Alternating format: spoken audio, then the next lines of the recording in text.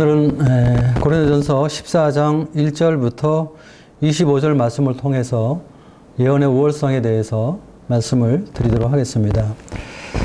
사도 바울은 12장에서 은사에 대해서 말씀을 했고, 또 13장에는 사랑에 대해서 이렇게 말했습니다. 14장에 와서는 다시 은사에 대한 이야기로 돌아오면서 방언과 예언에 대해서 특별히 말하고 있는 모습을 우리가 보게 됩니다.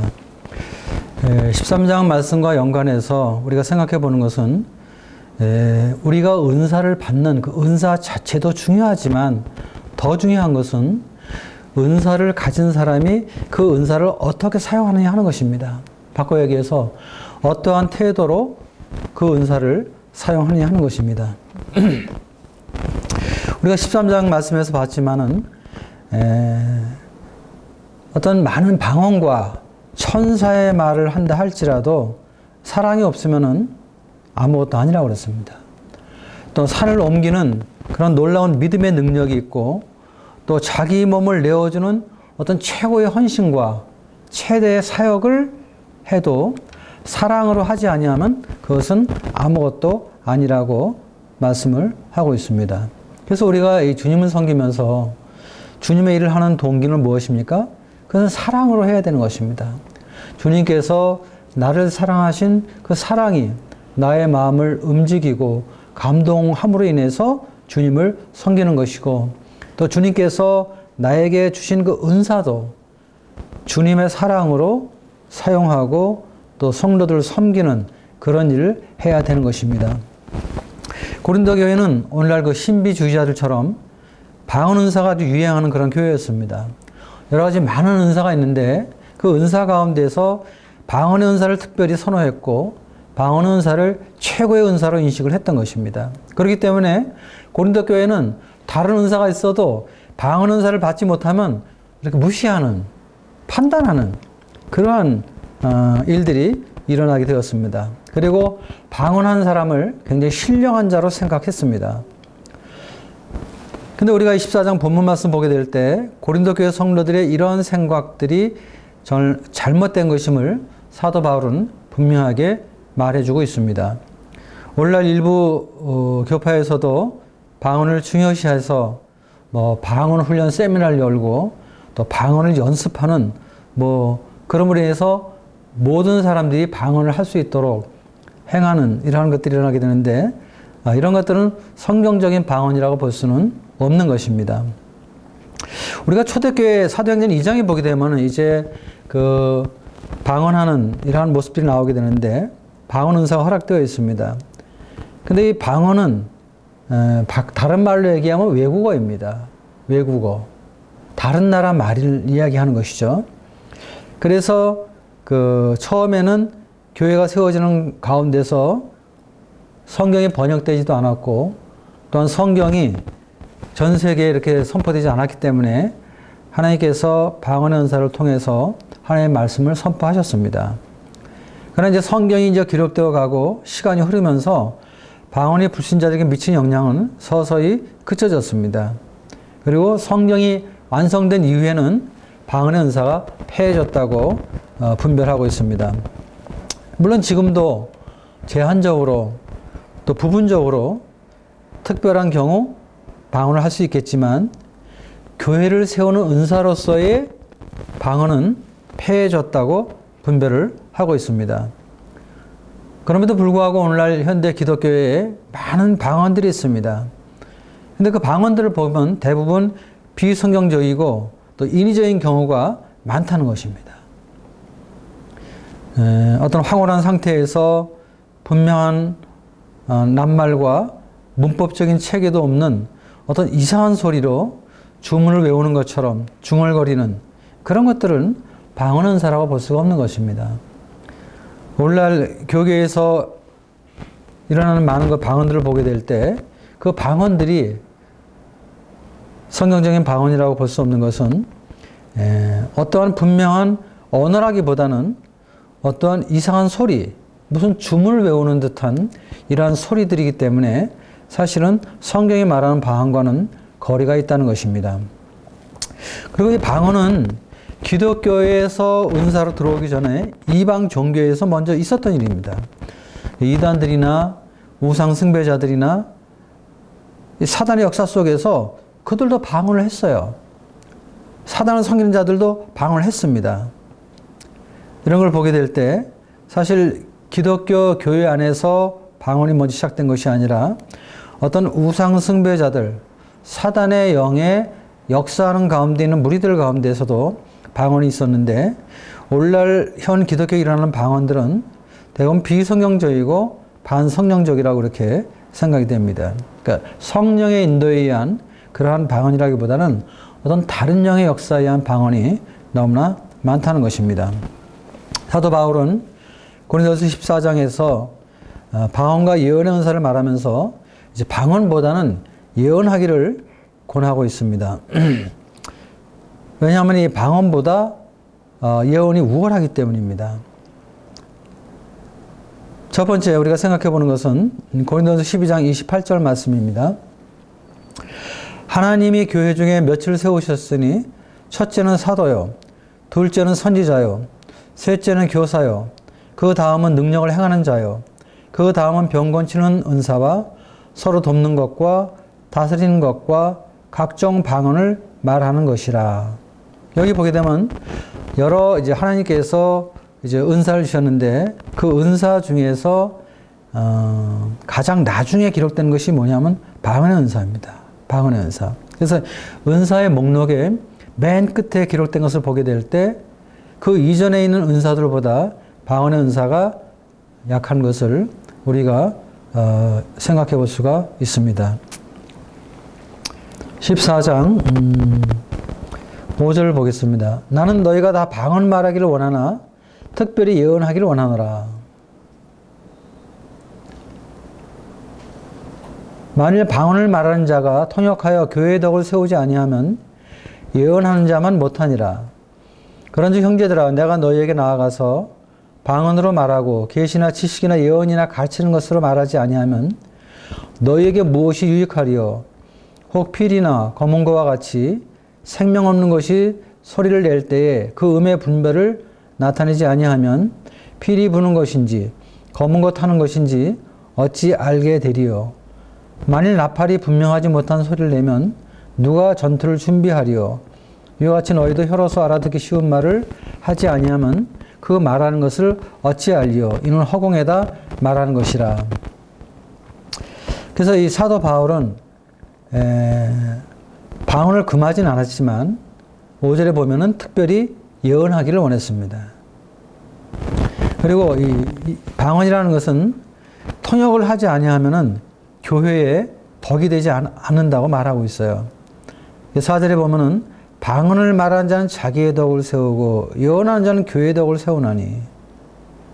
방언을 말하는 자는 자기의 덕을 세우지만 교회의 덕을 세울 수 없기 때문에 방언하는 것을 사도 바울은 금하지 않았지만 특별히 모든 형제들이 예언하기를 원한다고 말씀을 하고 있습니다. 또한 방언을 말하지만 방언을 말하는 데 있어서 통역을 하지 않는다면 교회에 덕이 되지 않는다는 것입니다. 해가 된다는 것입니다.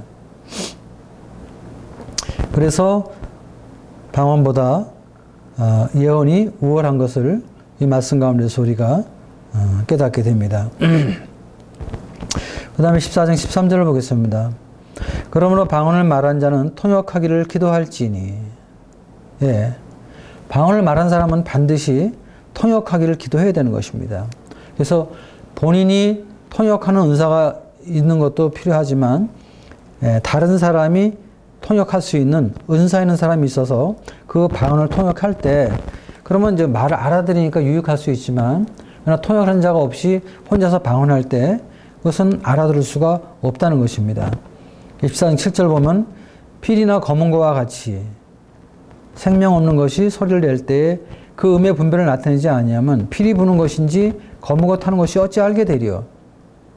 플룻, 하프 이런 것들이 이제 그 소리를 내게 되는데 근데 그 음의 분별을 나타내지 아니하면은 어떻게 알 수가 있겠냐 하는 것입니다. 9절 이와 같이 너희도 혀로서 알아듣기 쉬운 말을 하지 아니하면 그 말하는 것을 어찌 알리요? 이는 허공에다 말하는 것이라. 그렇기 때문에 11절에 보면 그러므로 내가 그 소리의 뜻을 알지 못하고 내가 말하는 자에게 야만이 되고 말하는 자도 내게 야만이 되리니. 그러므로 너희도 영적인 것을 사모하는 자인즉 교회의 덕을 세우기 위하여 그것이 풍성하기를 구하라. 그러므로 방언을 말하는 자는 통역하기를 기도해라. 그래서 이제 그 방언을 말하게 될 때 반드시 통역의 은사가 있어야 되는 것을 말하고 있습니다. 왜냐하면은 16절에 보면 그렇지 아니하면 내가 영어로 축복할 때에 알지 못하는 처지에 있는 자가 내가 무슨 말을 하는지 알지 못하고 내 감사에 어찌 아멘 하리요. 또 17절 너는 감사를 잘 하였으나 그러나 다른 사람은 덕세움을 받지 못하리니. 서로 언어가 소통이 안 된다는 것입니다. 그래서 방언한 사람은 감사를 했지만 다른 사람은 무슨 뜻인지 모르잖아요. 그러니까 덕이 안 된다는 것입니다. 그렇기 때문에 23절에 보면 그러므로 온 교회가 함께 모여 다 방언으로 말하면 알지 못하는 자들이나 믿지 아니하는 자들이 들어와서 너희를 미쳤다 하지 아니하겠느냐. 한마디로 얘기해서 덕이 안 된다는 것이죠. 그래서 24절에 보면 그러나 다 예언을 하면 믿지 않은 자들이나 알지 못한 자들이 들어와서 모든 사람에게 책망을 들으며 모든 사람의 판단을 받고, 예언은 말씀을 들을 때 믿지 아니하는 사람들이라도 그 내용을 알아듣기 때문에 그 말씀을 통해서 책망을 받고 또 판단을 받는다는 것입니다. 그러나 방언은 통역이 없으면 알지 못하기 때문에 이방인들이 보게 될 때 미쳤나? 이렇게 의심을 하게 된다는 것입니다. 그래서 이 언어가 소통이 되지 않으면 덕이 되지 않기 때문에 반드시 통역하는 은사가 있어야 된다는 것입니다. 그리고 사도 바울은 이제 19절에서 말하기를 그러나 교회에서 내가 남을 가르치기 위하여 깨달은 마음으로 5마디 말을 하는 것이 1만 마디 방언으로 말하는 것보다 나으니라. 1만 마디 방언보다 5마디 예언이 낫다는 것입니다. 왜냐하면 아무리 많은 방언을 한다 할지라도 또 그 방언이 놀라운 그러한 그 감사가 되고 계시일지라도 그것을 듣는 사람이 알아듣지 못하기 때문에 그것은 할 수가 없다는 것입니다. 유익이 되지 않는다는 것입니다. 그러나 예언은 모든 사람이 알아듣기 때문에 5마디 말을 해도 예언은 힘이 있고 능력이 있고 또 하나님의 말씀의 계시 속에서 사람들에게 역사하기 때문에 교회에 큰 유익이 되고 많은 사람들에게 덕을 끼칠 수가 있다는 것입니다. 그래서 사도 바울은 1만 마디 방언보다 깨달은 마음으로 5마디 예언을 하는 것이 낫다는 이런 결론을 분명하게 내리고 있습니다. 또 14장 4절을 보게 되면 방언을 말하는 자는 자기의 덕을 세우고 예언하는 자는 교회의 덕을 세우니. 방언은 자기 자신을 이렇게 나타내고 자기 덕을 세우게 되지만 다른 사람에게는 아무 유익이 되지 않는 것입니다. 또 다른 사람에게는 덕이 되지 않는 것입니다.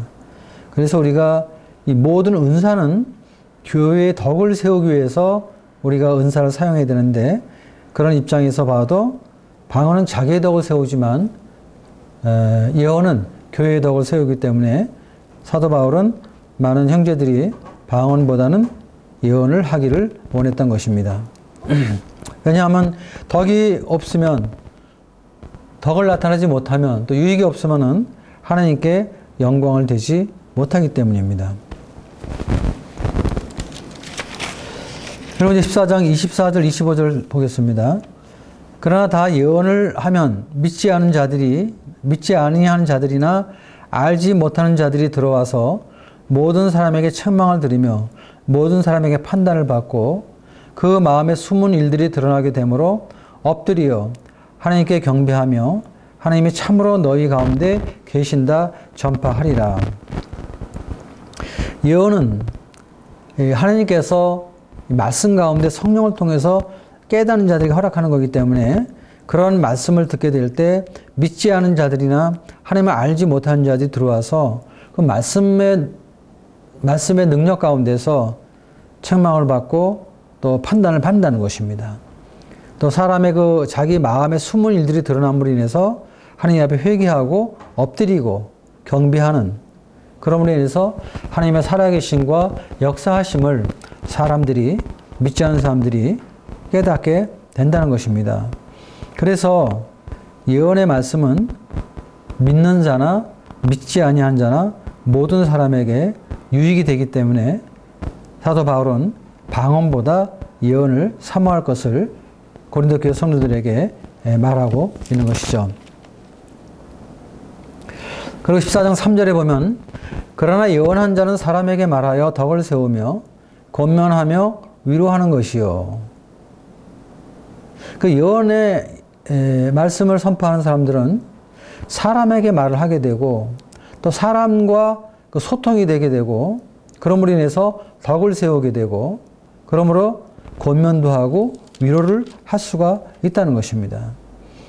그래서 이 말씀에 대해서 이제 권면을 받게 되고 또 말씀으로 위로를 받는, 그러므로 인해서 교회에 유익을 끼치는, 그래서 사도 바울은 모든 형제들이 방언보다는 예언을 사모할 것을 말하고 있고, 그리고 유익의 측면에서도 1만 마디 방언보다는 깨달은 5마디 말이 더 크다는 것을 분명하게 말씀을 하고 있는 것입니다. 우린 교회 안에서 말씀을 나누게 될 때 물론 가르치는 말씀들을 우리가 그 은사 있는 그러한 그 은사자들이 이제 말씀을 나누게 됩니다. 전도자들이 복음을 전하게 되고 또한 교사들이 말씀을 가르치게 되죠. 그러나 우린 다른 형제들은 은사가 탁월하지 않을지라도 또 어떤 간증을 할 수도 있고 또 말씀 가운데서 짤막하게 5마디 말을, 그 깨달은 말을 교제할 수도 있고, 그리고 또 이제 성도들과 또 필요한 것들을 말씀 가운데서 교훈받는 것을 나누는 이러한 일들을 얼마든지 할 수 있는 것입니다. 그래서 모든 형제들이 주님 안에서 주님으로 받은 말씀들을 나눔으로 서로 권면하고 서로 위로하는 이러한 모습들이 하나님의 교회의 모습인 것입니다. 그래서 이 강단의 말씀을 어느 한 사람이 독점해서 하기보다는 은사 있는 형제들이 나누어서 말씀을 가르치고 또 때로는 깨달은 마음으로 5마디 말을 하는 이러한 시간들도 교회에 있게 될 때 이러한 모든 말씀과 간증과 또 교제들이 서로의 믿음에 유익을 주고 또 격려하고 또 위로하는 그러한 역사로 하나님의 교회에 나타나게 되는 것입니다. 그리고 성도들은 그런 말씀의 깨달음과 말씀의 교훈과 말씀의 책망 가운데 자신을 돌아보고 주님을 섬기며 또 주님의 함께 하심과 임재를 경험하며 주님을 섬기게 되는 것입니다. 그래서 모든 성도들이 방언보다는 예언을 사모하시고 또 예언을 말하기를 힘쓰는 그런 여러분 되시기를 바랍니다.